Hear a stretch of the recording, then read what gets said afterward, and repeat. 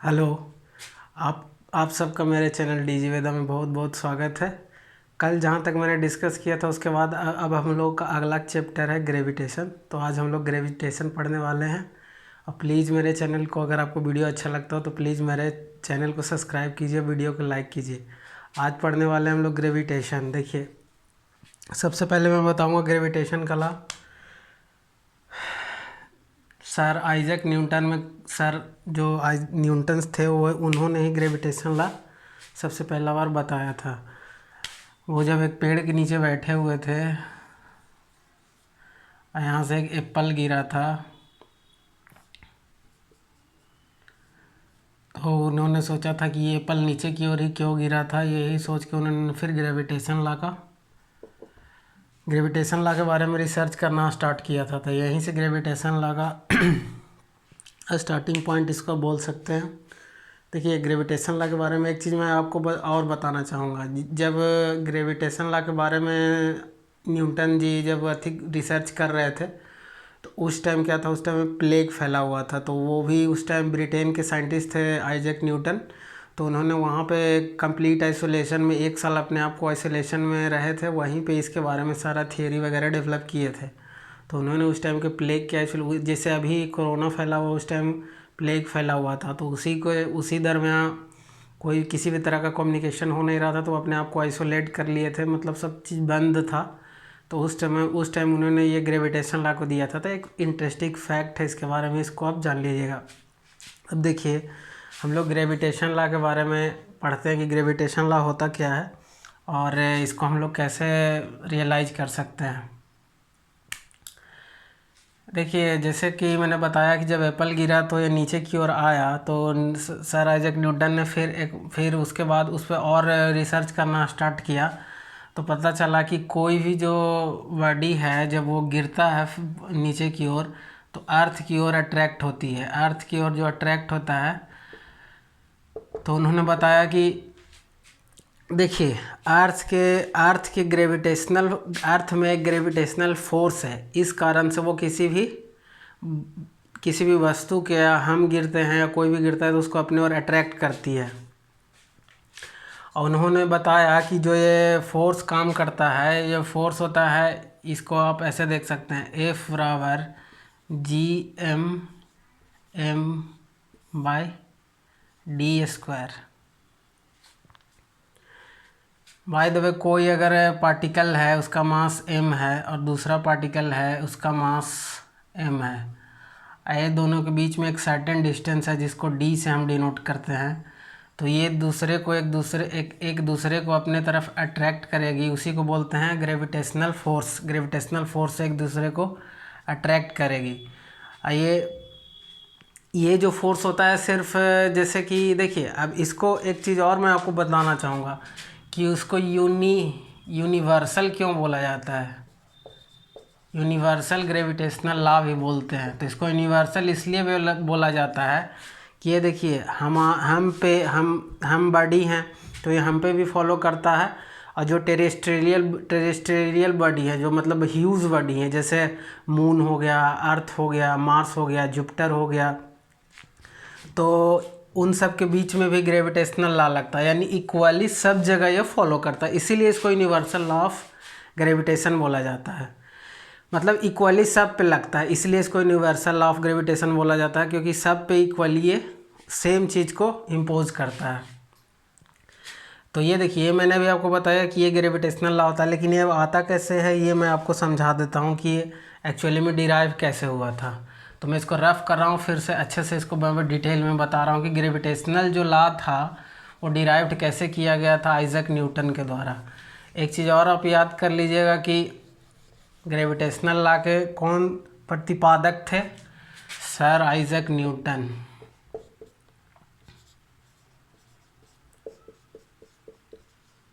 Sir Isaac Newton has given the law of gravitation. देखिए, अभी तक मैंने आपको बताया था कि एक body by the way mass m है और दूसरा बॉडी है उसका मास m है। तो ये दोनों के एक फोर्स के साथ दोनों के तरफ एक बॉडी दूसरे बॉडी को अट्रैक्ट करती है। और ये दोनों के बीच में अगर डिस्टेंस d हो,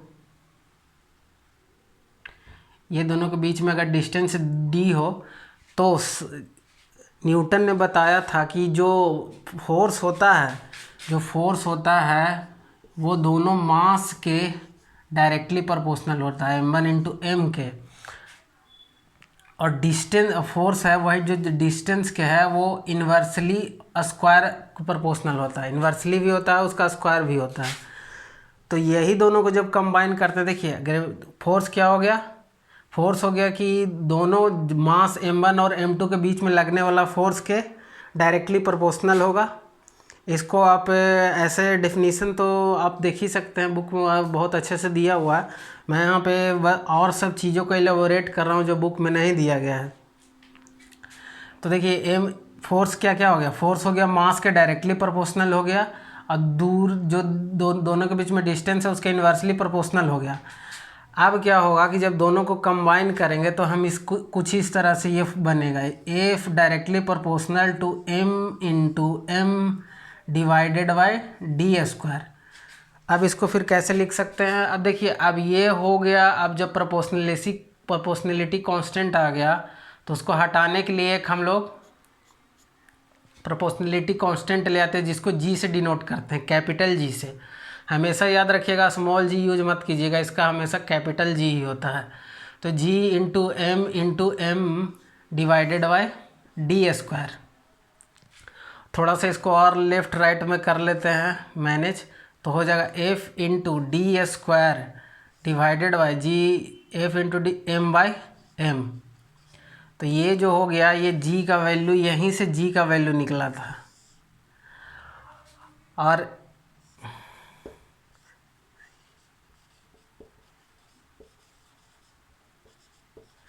जे कैवेंडिश जो थे उन्होंने सबसे पहले ग्रेविटेशनल का हेनरी कैवेंडिश जिसको आप शॉर्ट में एच लिख दीजिए, हेनरी कैवेंडिश, ये बात मोस्ट इम्पॉर्टेंट है। ग्रेविटेशनल लॉ देने वाले कौन थे, सर आइजैक न्यूटन। लेकिन जी का जो वैल्यू था, यूनिवर्सल कांस्टेंट का जो वैल्यू था, वो बाद में फाउंड किया गया। वो किसने फाउंड किया, तो वो फाउंड किया हेनरी कैवेंडिश ने। तो ये बात मोस्ट इम्पॉर्टेंट, इसको मैं डबल स्टार मार्क कर देता हूँ, इसको आप मोस्ट इम्पॉर्टेंट कर लीजिए। क्योंकि ज़्यादातर लोग अगर ऑप्शन में दे दिया जाएगा कि जी का जो वैल्यू था, अभी मैं बताऊंगा उसका वैल्यू कितना होता है, वो किसने फाउंड किया था, तो सब लोग मिस्टेक ये कर देंगे कि जी का जो वैल्यू था, जब gravitational law sir Isaac Newton ने फाउंड किया था तो जी का भी वैल्यू उन्होंने ही फाउंड किया था। बट ऐसा नहीं था, जी का जो वैल्यू था वो हेनरी कैवेंडिश ने किया था। तो ये मोस्ट इम्पॉर्टेंट हो गया, इसको आप याद रखिएगा। तो जब ये जो वैल्यू था, अब मैं इसको रफ कर रहा हूँ,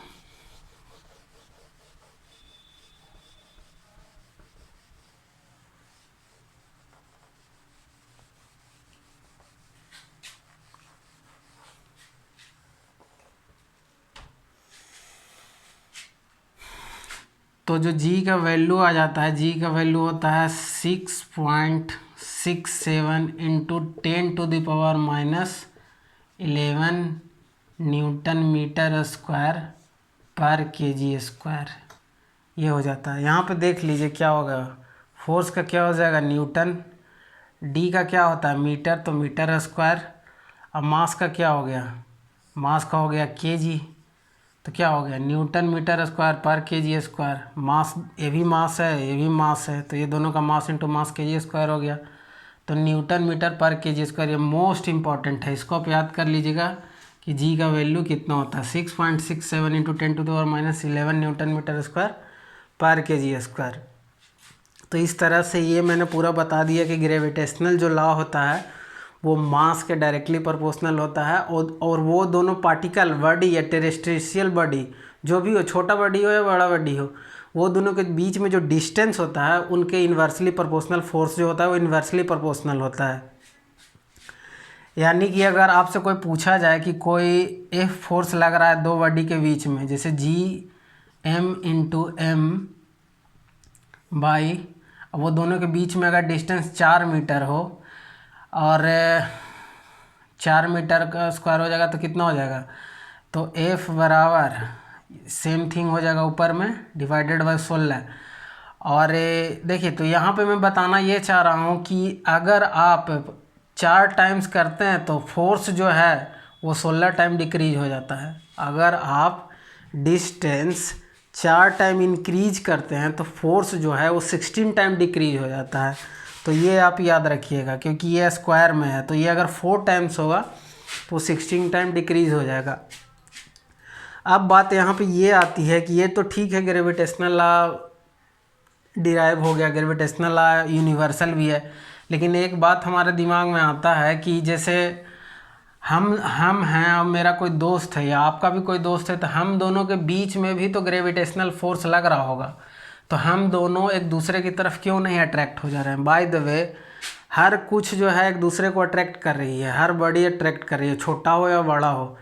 तो आप हैं, आपके बगल में मान लिया बेंच पे बैठा हुआ आपके दोस्त आपके साथ में पढ़ रहा है, तो ये फोर्स भी जो होता है gravitation force attractive in nature होता है, रिपल्सिव नहीं है। तो gravitation force always attractive in nature, never comes in repulsive manner, मतलब ये रिपल्सिव नहीं होता, हमेशा अट्रैक्टिव इन नेचर होता है। तो आप अपने दोस्त के साथ बैठे हुए हैं, तो आप अपने दोस्त को अट्रैक्ट नहीं कर लेते, आपका दोस्त आपको अट्रैक्ट नहीं कर लेता, ऐसा क्यों होता है। तो देखिए, इसको मैं एक छोटा सा एग्जांपल न्यूमेरिकल लेके समझाता हूँ कि आखिर हम दोनों के बीच में, कोई भी जो दो लोग होते हैं उनके बीच में वो फोर्स क्यों नहीं आता है। तो देखिए, बाय द वे, अगर आपका मास 50 kg है, आपका दोस्त थोड़ा दुबला पतला है, उसका मास 40 kg है, और दोनों अगर बेंच पे बैठे हुए हैं तो डिस्टेंस 1 मीटर मान लीजिए रफली, तो जो फोर्स निकालेंगे F बराबर हम लोग क्या जानते हैं, G। तो G का वैल्यू कितना होता है 6.67 इंटू 10⁻11, ठीक है, इंटू क्या हो जाएगा 50 इंटू 40 डिवाइडेड बाय 1 का स्क्वायर हो गया तो 1। इसको रफली आप कितना लिख लीजिएगा 6.6 लिख लीजिए राउंड ऑफ करके, इंटू 10⁻11, और इसको कितना हो जाएगा 5 4 जा 20, तो इतना हो गया। अब इसको थोड़ा सा और कर लेते हैं सिंप्लीफाई, ये तो 1 है तो 1 नीचे रहेगा, तो उससे तो कोई मतलब फ़र्क पड़ने वाला नहीं है। तो 6.6 इंटू 2 इंटू इसको क्या लिख सकते हैं 10⁻3 लिख सकते हैं, 2 तो यहाँ ले आए तो ये बचा कितना 1000, तो 10⁻3 इंटू 10⁻11। अब इसको थोड़ा सा और सिंप्लीफाई कीजिए, ये हो जाएगा 6 2 इतना हो जाएगा। इसके बाद थोड़ा सा और इसको सिंप्लीफाई कीजिए, ये बेस सेम है दोनों का, तो पावर ऐड होगा, तो कितना हो जाएगा 10⁸ माइनस में। अब इसको थोड़ा सा और सिंप्लीफाई कीजिए तो क्या हो जाएगा, इसको अगर हम 0 हटा देते हैं तो नीचे 10 आ जाएगा, तो ये पावर में 9 हो जाएगा। तो कुछ इस तरह से लिख सकते हैं 1 2 3 इंटू 10⁻⁹। अब इसको और सिंप्लीफाई कीजिए तो कितना हो जाएगा 0.000000132 1 2 3 4 5 6 7 8 9। हाँ, पॉइंट के बाद ये पॉइंट है, इतना न्यूटन फोर्स लग रहा है। ये आप इमेजिन कर सकते हैं कि आप और आपके दोस्त के बीच में 0.000000132 न्यूटन, मतलब कितना छोटा है, 132 इंटू 10⁻10 न्यूटन। इसीलिए इतना छोटा फोर्स होता है कि हम अपने दोस्त की ओर ना अट्रैक्ट होते हैं, ना दोस्त हमारी ओर अट्रैक्ट होता है। अप्रॉक्स इसको आप नेग्लिजिबल बोल सकते हैं, क्योंकि मास ज़्यादा नहीं है ना, मास 50 है और 40 है। थोड़ा सा आप बढ़ा लीजिए, मान लिया आपका दोस्त थोड़ा हेल्दी हुआ, आप भी थोड़े हेल्दी हुए, फिर भी उससे कोई ज़्यादा फ़र्क पड़ने वाला नहीं है। तो मैं एक आपको ये रफ एस्टीमेट दे रहा था, इसको आप समझिए, बहुत इंपॉर्टेंट है कि आखिर हम दोनों के बीच में जो फोर्स है वो हम दोनों क्यों नहीं रियलाइज कर पा रहे हैं, जो ग्रेविटेशनल फोर्स लग रहा है, क्योंकि उसका जो मैग्नीट्यूड है वो बहुत ही कम है, और इस ऑर्डर में 10⁻⁹ के ऑर्डर में, इसलिए रियलाइज नहीं कर पाते हैं। तो ये तो था कि ग्रेविटेशनल फोर्स हम लोग क्यों नहीं रियलाइज कर पाते हैं। इसके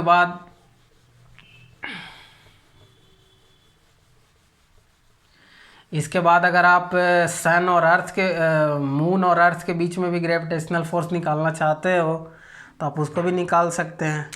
उसके लिए भी यही फार्मूला लगेगा, F बराबर G into M divided by R square. अब देखिए, इसका वैल्यू पुट कीजिए 6.67 into 10⁻11, mass of earth 5.8 mass of earth होता है 5.8 इंटू 10⁻24 kg, लेकिन इसको रफली हम लोग लिख लेते हैं कितना 6 इंटू 10⁻24 kg। तो ये पुट कर दीजिए 6 इंटू 10⁻24 kg। उसके बाद मास ऑफ मून ये कितना हो जाएगा, ये हो जाएगा 7.34 इंटू 10⁻22 kg। उसके बाद ये दोनों के बीच का डिस्टेंस कितना हो जाएगा, ये डिस्टेंस हो जाएगा 6.4 इंटू 10⁻6 का स्क्वायर। इसको आप सॉल्व कीजिएगा तो 2.2 समथिंग कुछ इस टाइप का इतना फोर्स आएगा। तो इसको भी आप इजीली कैलकुलेट कर सकते हैं। मतलब ये बता रहा था कि आप सन और अर्थ के बीच में निकालना चाहते हैं तो कितना निकलेगा। तो सेम फॉर्मूला है, उससे आप आराम से निकाल सकते हैं। किसी भी मान लिया आप अगर सैटर्न और अर्थ के बीच में निकालना चाहते हैं, ग्रेविटेशनल फोर्स, जैसे ग्रेविटेशनल फोर्स ऐसा फोर्स होता है जो हर बॉडी को क्या करता है, जैसे प्लेनेटरी मोशन को आप समझना चाहते हैं तो क्या हो रहा है, हर चीज़ एक सर्कुलर ट्रैक में चल रही है। तो ये तो था ग्रेविटेशनल फोर्स के बारे में। अब इसके बाद हम लोग पढ़ेंगे फ्री फॉलिंग। फ्री फॉलिंग क्या होता है।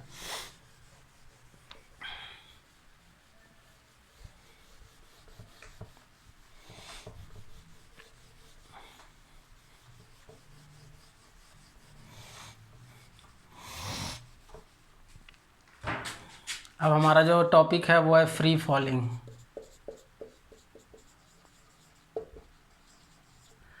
देखिए कोई भी बॉडी अगर स्वतंत्र रूप से नीचे की ओर गिर रही है तो इसका जो एक्सेलरेशन ड्यू टू ग्रेविटी होता है उसको हम लोग जी मानते हैं। अब जी इक्वल टू 9.8 होता है। आता कैसे, ये मैं आपको निकाल के बताता हूँ, हाउ इट विल कम। ये कैसे आएगा, 9.8 मीटर पर सेकेंड स्क्वायर। देखिए क्या होता है कि F बराबर G M into M divided by R square, ठीक है।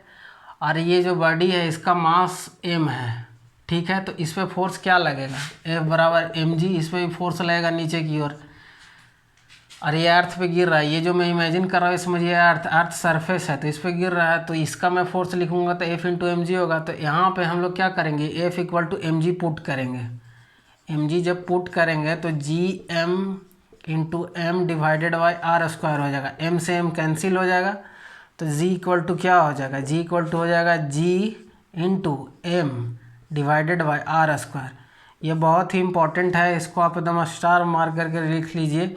इससे पता चलता है कि अर्थ सरफेस पे कैसे जी का वैल्यू चेंज होता है। ये बहुत ही इंपॉर्टेंट इक्वेशन है बहुत सिंपल लेकिन इंपॉर्टेंट है। इससे आप निकाल सकते हैं कि जी का वैल्यू कैसे चेंज हो जाता है। इक्वेटर पे जी का वैल्यू कितना होता है, पोल पे जी का वैल्यू कितना होता है। ऐसे तो रफली हम लोग जब न्यूमेरिकल बनाते हैं तो 9.8 लेते हैं, बट वेरी करता है। तो देखिए यहाँ पे हम लोग इसको क्या करेंगे, जी रखेंगे 6.67 इंटू 10⁻⁻11, ठीक है। मास ऑफ अर्थ रखेंगे 6 इंटू 10⁻24 kg। इसके बाद क्या करेंगे, आर स्क्वायर। आर स्क्वायर हम लोग क्या रखेंगे, अर्थ का रेडियस रखेंगे। तो अर्थ का रेडियस क्या हो जाता है, अर्थ का रेडियस हो जाता है 3.6 इंटू 10⁻6 का स्क्वायर। ये ले लीजिए आप लोग अर्थ के रेडियस निकालने में। ये हो जाएगा आपका, सॉरी ये मैं यहाँ पे थोड़ा सा मिस्टेक कर दिया। ये हो जाएगा 6.4 इंटू 10⁻6। इसको आप जब कैलकुलेट कीजिएगा तो आ जाएगा 9.8 मीटर पर सेकेंड स्क्वायर। तो देखिए यहाँ पे मैंने बताया कि फ्री फॉलिंग हो रहा है तो जी का वैल्यू कैसे निकालते हैं। ये वाला फॉर्मूला लगाते हैं, फिर इस पार्टिकल पे सेकेंड लॉ ऑफ मोशन लिखते हैं। सेकेंड लॉ ऑफ मोशन ही तो है। उसके बाद दोनों LHS बराबर है तो उसको इक्वेट कर देते हैं। F के बराबर हम लोग mg पुट करेंगे, m से m कैंसिल आउट हो जाएगा और g का value gm by R square हो जाएगा। g का वैल्यू मैं अभी बताया था 6.67 इंटू 10⁻11 और m हो जाएगा मास किसका, अर्थ का, क्योंकि ये दोनों के बीच में इंट्रैक्शन हो रहा है। और जब देखिए अब अर्थ, जैसे ये बॉडी अर्थ पे गिर रहा है तो ये देखिए ये जो रेडियस होगा यही तो हम लिए हैं, कितना लिए हैं 6.4 इंटू, क्योंकि ये जो इसको मैं जो दिखा रहा हूँ ये अर्थ के इक्विवेलेंट ही मैं प्लेन मान के बना दिया हूँ। तो ये दोनों के बीच का ये जो डिस्टेंस माना ये मैंने कितना माना, रफली ये थोड़ा सा ऊपर से गिराएंगे लेकिन इसको अभी निगलेक्ट करके चल रहे हैं, हम अभी एकदम एग्जैक्ट अर्थ सरफेस पे निकाल रहे हैं। तो ये आर स्क्वायर हो गया, तो ये 9.8 इंटू 10⁻⁹ मीटर पर सेकेंड स्क्वायर जी का वैल्यू आ जाता है, जो कि कहीं चेंज नहीं होता है, थोड़ा बहुत चेंज होता है। क्यों होता है चलिए मैं वो आपको बता देता हूँ। देखिए एक्चुअली में जो हम लोग ऐसे इमेजिन करते हैं कि जो अर्थ का जो शेप है वो स्फेरिकल है, लेकिन रियल में ऐसा होता नहीं है। जो अर्थ का शेप है वो स्फेरिकल ना होकर थोड़ा सा डिस्टॉर्टेड है अपने पोल के पास, कुछ इस तरह से आप एप्पल जैसा इमेजिन कर सकते हैं, इस टाइप का, तो थोड़ा सा डिस्टॉर्टेड है, चपटा। तो ये वाला जो डायमीटर होगा, ये जो डायमीटर है ये डायमीटर से डिफरेंट होता है। इसको बाय द वे अगर हम लोग D1 बोल दें, इसको D2 बोल दें, तो D1 माइनस D2 ये अप्रॉक्स आपको 84 किलोमीटर का डिफरेंस आ जाता है। मतलब कि जो इक्वेटर पे जो डायमीटर है ये वाला ये ज़्यादा है, और ये जो डायमीटर है पोल पे ये डायमीटर ये कम है अर्थ का। इसको अच्छे से समझिएगा, ये पोल पे जो डायमीटर है अर्थ का ये कम है, और ये जो डायमीटर है इक्वेटर पे अर्थ चौड़ा है तो इसका ये डायमीटर ज़्यादा है। ये दोनों में रफली 84 किलोमीटर का फ़र्क आ जाता है। तो देखिए अब एक चीज़ आप लिख लीजिएगा, पोल पे जो जी का वैल्यू होता है वो मैक्सिमम होता है, पोल पे जी का वैल्यू मैक्सिमम होता है। इक्वेटर पे जी का वैल्यू जो होता है वो मिनिमम होता है। पोल पे जी का वैल्यू मैक्सिमम और इक्वेटर पे जी का वैल्यू मिनिमम। ये होता कहाँ से, देखिए बगल में आपका ये फार्मूला यहाँ पुट करके देखिए, ये भी सेम रहने वाला, ये भी बदलने वाला नहीं है। बदलेगा क्या, यहाँ सिर्फ आर बदलेगा। तो आर मैक्सिमम कहाँ पे है, आर मैक्सिमम कहाँ पे है, आर मैक्सिमम आपका इक्वेटर पे है। तो जब इक्वेटर वाला यहाँ पे ये डायमीटर है, फिर रेडियस के टर्म में यहाँ पे रखेंगे, तो जब डायमीटर ज़्यादा है तो रेडियस भी ज़्यादा होगा। तो जब ये डिनोमिनेटर ज़्यादा होगा, ये तो फिक्स हो गया, जी और एम तो फिक्स है, ये तो चेंज होगा नहीं। तो जब डिनोमिनेटर ज़्यादा होगा तो इधर आपका जी का वैल्यू कम होगा। और जैसे ही आप ये अगर पोल वाला डायमीटर लीजिएगा या पोल वाला रेडियस ले लीजिए तो ये कम होगा। तो ये जब कम होगा तो जी का वैल्यू क्या होगा, ज़्यादा होगा। इस फॉर्मूला से आप एकदम सिंपली कोरिलेट कर सकते हैं, क्योंकि जो पोल का डायमीटर होता है वो इक्वेटर के डायमीटर से डिफरेंट होता है, क्योंकि जो अर्थ है वो पूरी तरह से स्फेरिकल शेप में नहीं है, इसीलिए जी का वैल्यू चेंज होता है। तो जी का वैल्यू सबसे ज़्यादा कहाँ पे होता है, नॉर्थ पोल और साउथ पोल।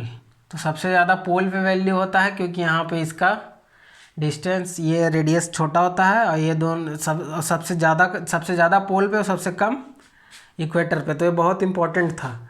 तो ये मैंने आपको सब बता दिया, ग्रेविटेशनल लॉ होता क्या है, ग्रेविटेशनल लॉ का डेरिवेशन कैसे करते हैं, जी का इन्वेंशन किसने किया था, जी का वैल्यू कैसे निकालते हैं, फ्री फॉलिंग बॉडी क्या है, उससे फिर मैंने स्मॉल जी का वैल्यू निकाला। उसके बाद मैंने बताया कि जी का वैल्यू वो कैसे चेंज होता है।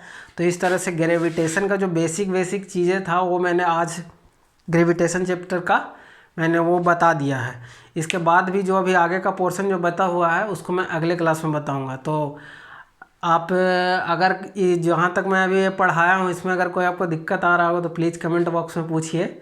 और अगर आपको कोई टेक्निकल प्रॉब्लम भी आ रहा होगा मेरा साउंड में या लाइट में या किसी भी तरह का प्रॉब्लम हो तो उसको भी आप कमेंट बॉक्स में बताइए। और अगर जो मैं पढ़ाया हूँ इसमें भी डाउट हो रहा हो तो आप कमेंट बॉक्स में पूछिए।